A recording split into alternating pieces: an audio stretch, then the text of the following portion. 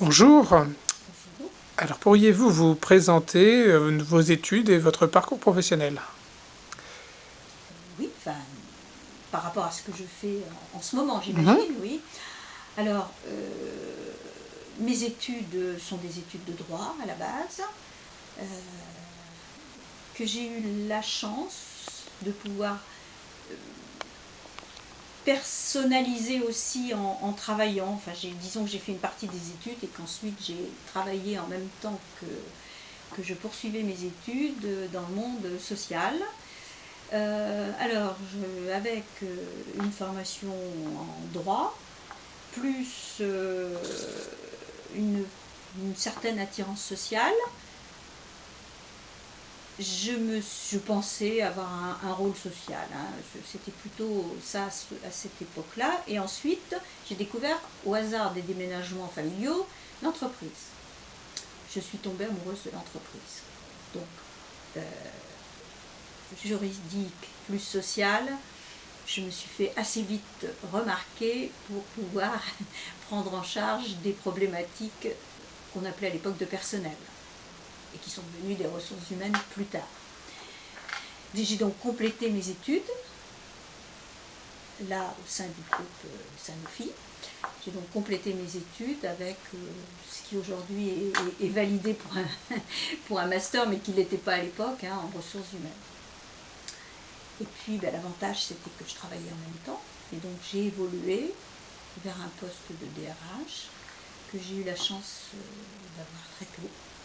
Et donc j'ai été en province.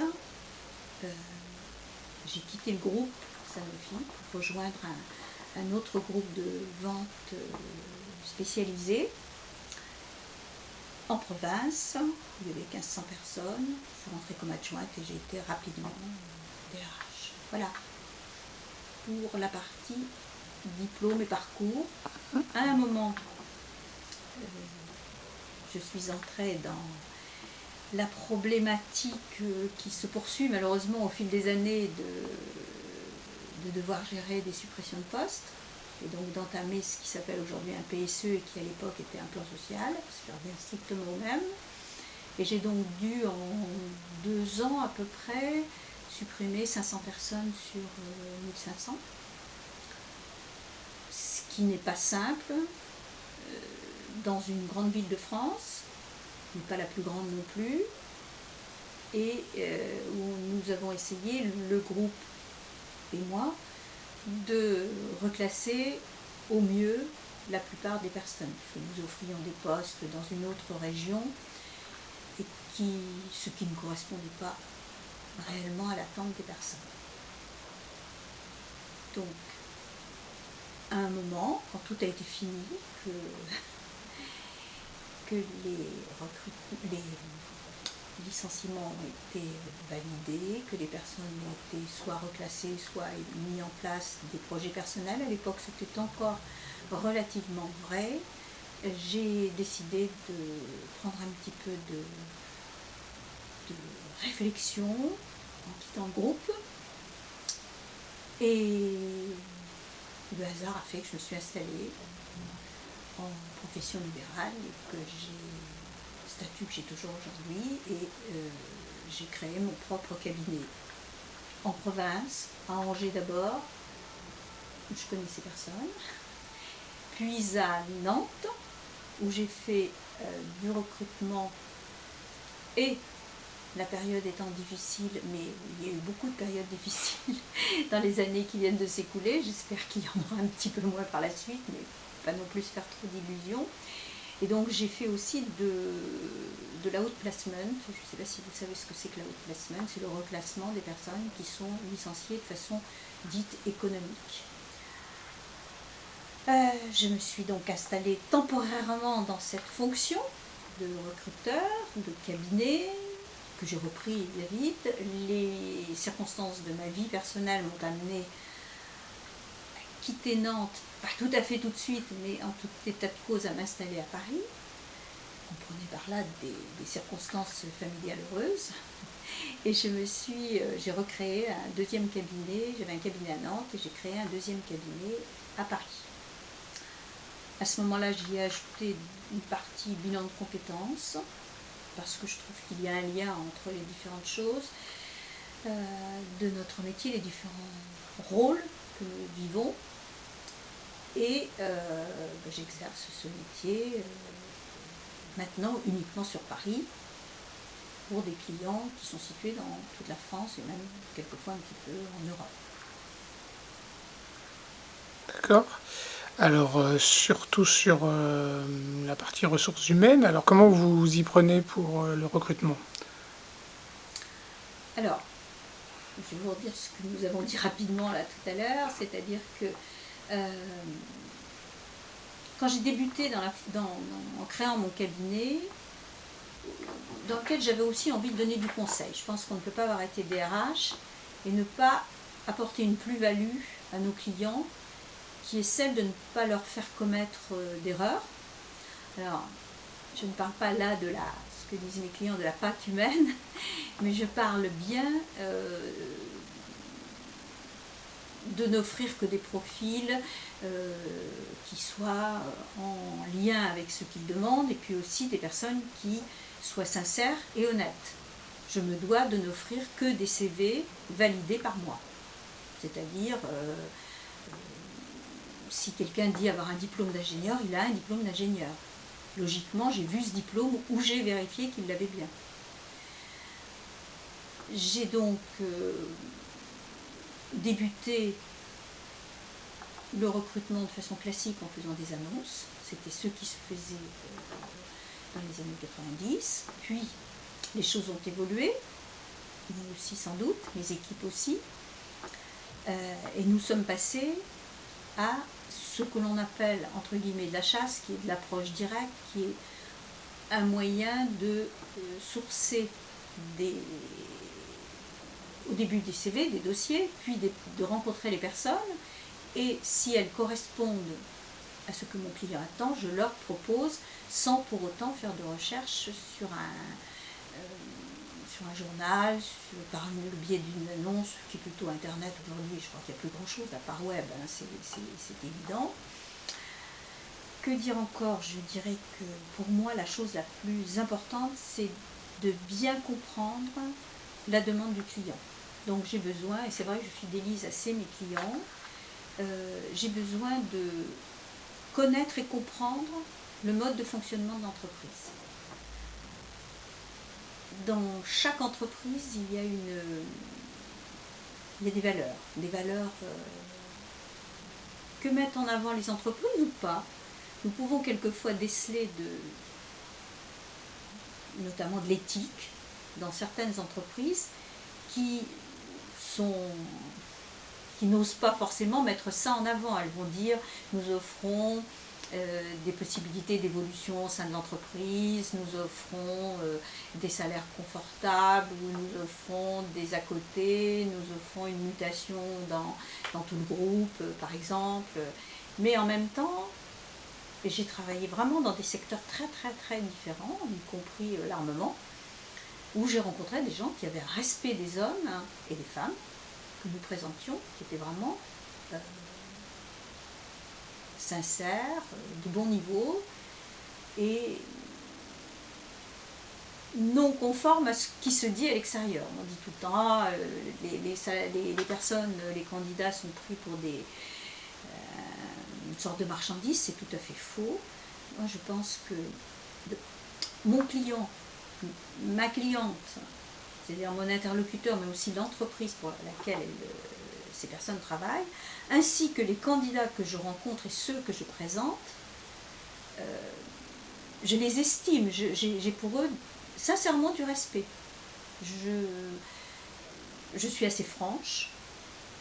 Alors mes collaborateurs qui font le recrutement l'ont fait eux aussi, parce que ça fait partie de la règle que je donne ici, c'est-à-dire que quand nous rencontrons quelqu'un, nous lui devons un certain nombre d'informations sur l'entreprise. Si nous ne pouvons pas communiquer sur l'entreprise, nous allons le faire dès que ce sera possible, et en tout état de cause, lui donner quand même suffisamment d'éléments et de confidentialité pour que lui et nous soyons dans une démarche, je dirais, de simplicité et de respect mutuel. J'insiste sur ce mot, mais pour moi, il est important. Alors, je m'attache énormément. Et pour moi, le recruteur qui n'aime pas ses clients ne peut pas être un bon recruteur. On a besoin d'avoir, non pas de la fusion avec l'entreprise, avec les dirigeants de l'entreprise, mais on a besoin d'avoir des échanges, de bien écouter ce qu'on nous demande. Un des risques les plus évidents, c'est de croire que l'on sait et de dire « ah oui, je vois », et en fait, on n'a pas vu. Donc, de bien, à chaque fois, ne pas hésiter à dire au client, mais soit sur son environnement, ce qu'il fait, son produit, son métier, soit aussi, mais comment vous allez le positionner, la personne sera rattachée à tel niveau, non pas le nom de la personne, mais tel niveau de responsabilité, et puis de poser des questions plus précises sur, dans votre équipe, vous avez déjà des personnes qui sont plutôt école de commerce, plutôt ingénieurs, plutôt, est-ce que vous êtes satisfait de cette diversité, et est-ce que vous souhaitez, je ne veux pas dire cloner, mais est-ce que vous souhaitez rester dans ce type de diplôme, ou est-ce que je peux ouvrir et vous apporter des candidatures qui seraient différentes? Moi, je pense que si nous posons ces questions-là, nous aurons des réponses, et dans la mesure où nous avons les réponses, nous devons, nous, ensuite, répondre au mieux aux attentes. Alors après, nous sommes un SAS. Le SAS, c'est vous, monsieur le candidat, et moi, madame la consultante, en l'occurrence. Tout ce qui se passe ici, c'est en amont de la suite. Moi, je vous parle de l'entreprise, vous me parlez de vous, et je vous présente à l'entreprise ou pas. Si je ne vous présente pas, je me dois de vous dire pourquoi. Si je vous présente, je vais vous donner des informations complémentaires et je vais informer mon client. Je vais vous dire, je vous présente deux candidats ou deux candidates, ou voilà les profils globaux, sans donner les noms ou en donnant les noms, tout dépend de la relation que j'ai avec mon client et puis aussi de ce que m'ont confié les candidats. Et ensuite, je vais ajouter à leur CV, à la vérification de leur diplôme, etc., je vais ajouter des commentaires complémentaires sur adéquation, profil et poste, sur capacité à évoluer dans le groupe, ou pas si c'est pas un groupe, motivation pour le poste, raison du changement, ou s'il ne travaille pas, et ça peut arriver, c'est pas parce qu'on ne travaille pas qu'on n'a pas droit à être pris dans une autre entreprise, heureusement, les raisons pour lesquelles j'estime qu'ils ont eu des difficultés pour retrouver un poste, c'est tout à fait explicable en général. Et puis après, bon, tout ce qu'on ajoute par l'anglais couramment, enfin, etc. Là, je ne vais pas faire le descriptif, tout le monde fait ça. Donc, j'informe mon client verbalement, j'informe mon client par écrit. Le candidat ou la candidate a lui aussi des informations, mais pas les commentaires, bien sûr. J'organise les rendez-vous ou pas, en tout état de cause, quand ce sont des grands groupes, sont eux qui les organisent. Et ensuite, je suis. Donc, nous avons des moments d'échange.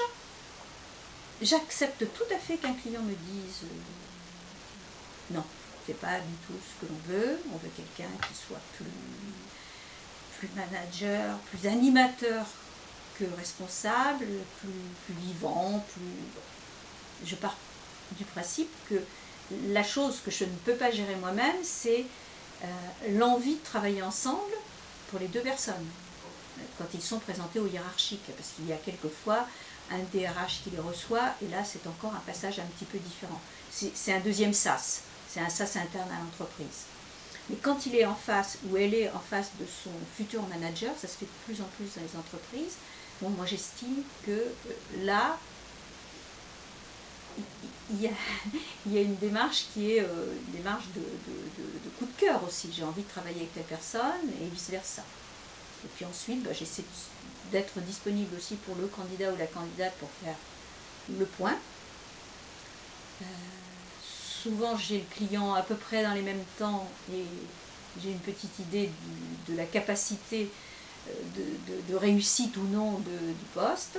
Et puis après, ben moi je suis la personne et comme tous les cabinets, je fais une garantie. Mais la garantie, c'est pas faire une garantie et reprendre le poste, c'est aussi comprendre pourquoi le poste, pourquoi la personne est repartie ou pourquoi ça n'a pas fonctionné. C'est très rare, mais quand ça ne marche pas, il faut au moins comprendre pourquoi, sinon on ne réussit pas la deuxième fois. Alors, vous parliez de profils atypiques et j'aimerais vous interroger là-dessus sur, par exemple, les profils de personnes qui ont fait une thèse de doctorat. Est-ce que vous avez déjà rencontré ce type de Ah oui, profil? oui, bien sûr, parce que je travaille sur des métiers où, alors notamment, j'ai travaillé pour des entreprises aussi qui ne sont pas très loin du marché des institutions, si vous voulez, publiques.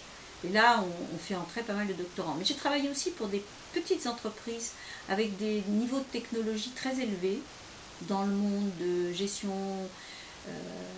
de l'eau, des déchets. Enfin, vous voyez, ce type d'entreprise dont je tairai les noms, mais qui sont aussi des grands groupes, et où il y a une demande euh, pour différentes raisons, mais à ce moment-là, on me dit quelqu'un qui a fait une thèse ou qui est en fin de thèse peut nous intéresser et on ne l'élimine pas. J'ai vu ça aussi dans la chimie, j'ai vu ça. Alors, c'est vrai que moi j'ai beaucoup de clients qui me confient des missions d'opérationnel. Et c'est vrai que là, si la personne n'est pas encore entrée dans la vie active, c'est un petit peu plus compliqué. Mais néanmoins, euh, ce n'est pas, je ne me base pas que sur ce que dit la personne, mais aussi sur pourquoi fait-elle cette thèse, qu'est-ce qu'elle en attend, quel est son projet futur. C'est évident que si je reçois quelqu'un qui veut être professeur, ça ne va pas coller avec la demande d'un client qui est dans le privé, c'est évident. Néanmoins, si j'ai un poste qui nécessite une certaine pédagogie, je peux aussi comprendre que la personne se soit positionnée sur le poste et pourquoi pas ne pas la présenter. Mais ça mérite une discussion. De la même façon que si on me demande quelqu'un qui a 10 ans d'expérience, le fait qu'il ait fait qu'il ait fait une thèse dans le passé, ça n'a plus tellement d'importance. Là, vous me parlez sans doute de ceux Oui. qui sont en cours. Mhm. Voilà. C'est pas forcément des profils atypiques. Alors, dans le monde de la recherche, c'est bon, bien sûr, que ce soit la recherche en chimie, bon, je vous ai dit que j'avais travaillé avec des groupes pharmaceutiques, c'est vrai aussi, la santé animale, la santé humaine, bien sûr, mais j'ai retrouvé ça aussi sur des postes, alors peut-être des postes un petit peu plus de collaborateurs conseils, si vous voulez, dans des institutions où les personnes vont être mises dans des secteurs de communication, on ne va pas retrouver ça sur un poste de manager de terrain. Là, je ne peux pas proposer un doctorant.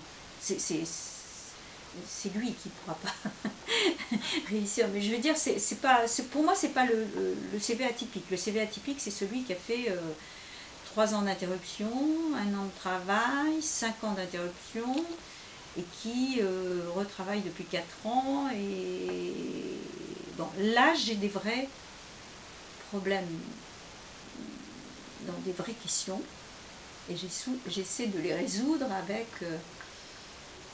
l'entretien. C'est la base de tout ce que l'on fait, c'est l'entretien. De toute façon, ce n'est pas votre CV uniquement qui va compter, mais c'est bien la façon dont vous allez défendre votre volonté d'atteindre tel poste ou tel autre. Mais j'accepte aussi que quelqu'un me dise « je n'avais pas réalisé que ce serait ça ». Alors, on en trouve aussi dans le monde des ingénieurs aussi. Alors, je dis ingénieurs en sachant qu'ils ne sont évidemment pas ingénieurs grandes écoles, mais ils peuvent tout à fait être dans le monde scientifique. Il y a des universités scientifiques. Je citais tout à l'heure la chimie, la pharmacie, toutes les zones médicales, paramédicales, etc. Mais on peut aussi rencontrer des personnes qui ai fait des thèses dans des mondes très différents. En sciences humaines aussi, vous avez déjà En rencontré? sciences humaines, en économie. Alors, je ne sais pas si vous mettez l'économie dans les sciences humaines, non, pas Sciences vraiment, sociales, sciences mais c'est sociales. plutôt les sciences sociales. Oui, oui, oui. Alors, C'était pour quel type de poste alors? oui, poste RH, mais pas un poste de DRH, évidemment. Donc, c'est un poste Pas tout de RH, suite. voilà, où on va former la personne. Par exemple, les postes en formation sont bien calibrés parce que là, on va utiliser les ressources personnelles de la personne qui sont une capacité de logique peut-être, une bonne rédaction normalement, une bonne capacité de positionner le job dans sa réalité. Bon, par contre, il faut aussi que mon client puisse former. Alors, on va plus vers les grands groupes là que vers la PME. La PME a peu d'appétit pour les doctorants, mais aussi peu d'appétit pour des personnes qui sortent directement de diplômes universitaires ou d'école. Ils ont souvent besoin, quand ils font appel à nous, de quelqu'un qui a déjà de l'expérience, et donc ils peuvent avoir cette démarche-là en début de carrière, mais ils l'ont complétée, et à ce moment-là, la motivation pour aller sur le terrain, elle est plus explicite.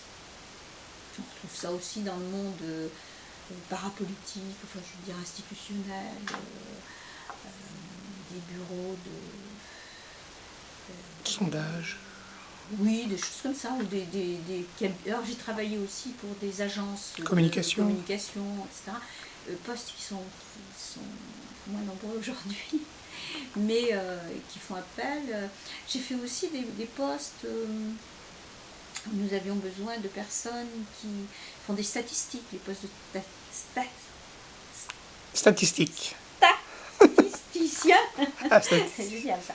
Les postes de statisticiens peuvent être confiés à des personnes qui ont fait justement des travaux approfondis de recherche et qui vont, s'ils sont capables de transposer ce qu'ils ont fait, bien sûr, mais c'est une volonté, sinon ils vont frapper non pas à la porte d'un cabinet de recrutement ou d'une entreprise, mais ils vont frapper à la porte d'une administration et passer des concours. Bon, je comprends aussi qu'on passe des concours et qu'on fasse des entretiens. Moi, je n'avais pas spécifiquement prévu d'être chasseur de tête un jour dans ma vie. Je crois que je voulais être interprète ou avocate, donc vous voyez, ça n'a pas vraiment été ça. Des choses qui se ressemblent un peu, mais pas toutes. Donc voilà, les autres profils atypiques, si ça vous intéresse, alors en termes de diplôme, ce sont ceux qui n'ont pas du tout de diplôme. Parce que votre génération et les générations actuelles ont toutes au minimum un bac plus 2. Hélas non, mais pour les personnes que je rencontre sur des postes de cadre, c'est quand même à peu près logique. Ceci dit, quand je travaille sur un poste de commercial, par exemple, j'ai des gens, des personnes en face de moi qui se sont construits tout seuls, qui avaient des talents de commerce, et puis qui ont eu souvent quand même la bonne idée de compléter un petit peu leur formation personnelle, soit grâce à l'entreprise, je l'ai fait moi-même en début de carrière, c'est donc possible aussi, soit par volonté personnelle. Il y a aussi beaucoup plus de possibilités de se former aujourd'hui, personnellement, que dans le passé. Je peux dire que c'est les 35 heures qui ont amené plus de temps libre pour se former, mais pourquoi pas? C'était pas fait pour ça, mais il y a des gens qui se forment, y compris d'ailleurs de façon importante, qui partent de zéro, ce qui est extrêmement difficile. Et la VEE, ça n'a pas été la réponse en tout cas à cette demande. Alors, il reste 4 minutes. Est-ce que vous pourriez nous parler des offres d'emploi et notamment la place qu'elle a sur Internet et aujourd'hui, on utilise les offres d'emploi sur Internet plutôt pour... Moi ou vous? Vous. Alors, ce que je vais utiliser, moi, c'est plutôt des annonces que je vais insérer. Alors, on utilise tous les grands, je ne vais pas citer de nom non plus, des emplois sur Internet. Alors, pourquoi est-ce que nous le faisons, même lorsque nous faisons une mission en chasse? Alors le but c'est simple, c'est d'essayer de ne laisser personne De côté. de côté, une personne qui pourrait être intéressante pour le poste. On recherche la qualité, l'excellence c'est vrai si c'est possible, mais notamment en province, moi je suis quelquefois intéressée de découvrir que je ne connaissais pas telle ou telle entreprise, et par le biais de la personne qui répond, je découvre une entreprise que je n'avais pas identifiée et repérée. Et de ce fait, je peux appeler les personnes. Là, elles sont demandeurs, donc c'est plus facile aussi. Je les ai plus facilement, et nous convenons ensemble de la pertinence ou non de nous rencontrer en fonction du poste. Question de salaire, question de déménagement, question de disponibilité, etc. Et deuxièmement, quand la personne répond à une annonce sur Internet, il reste intéressant quand même qu'elle motive son choix. Parce que le CV qui est, je ne sais pas comment on dit, boosté, là, directement projeté par les biais du site, qui nous arrive presque en anonymat, et la personne ne sait même pas qu'elle a postulé, quand je la rappelle, ça, pour moi, c'est presque dommage. C'est presque dommage. Donc, nous faisons encore partie des cabinets qui imprimons toutes les réponses, et je les lis, ou mes consultants les lisent en totalité. Y compris d'ailleurs les personnes qui font de la recherche, enfin, du sourcing, chargé de recherche, et qui va prendre connaissance aussi des CV qui arrivent, pour ne pas appeler quelqu'un dont nous avons déjà le profil, ou pour insister sur le fait que cette personne-là correspondrait bien. Donc, je continue à insérer des annonces avec moins de certitude sur le résultat, c'est-à-dire que je ne fais jamais que de l'annonce. Alors j'utilise aussi les réseaux sociaux, on utilise tous tout ce que vous mettez à notre disposition là, et toutes les... Je pense que j'aurais pu aussi travailler dans un pays comme les États-Unis si j'avais eu un anglais parfaitement bilingue, ce qui n'est pas tout à fait le cas,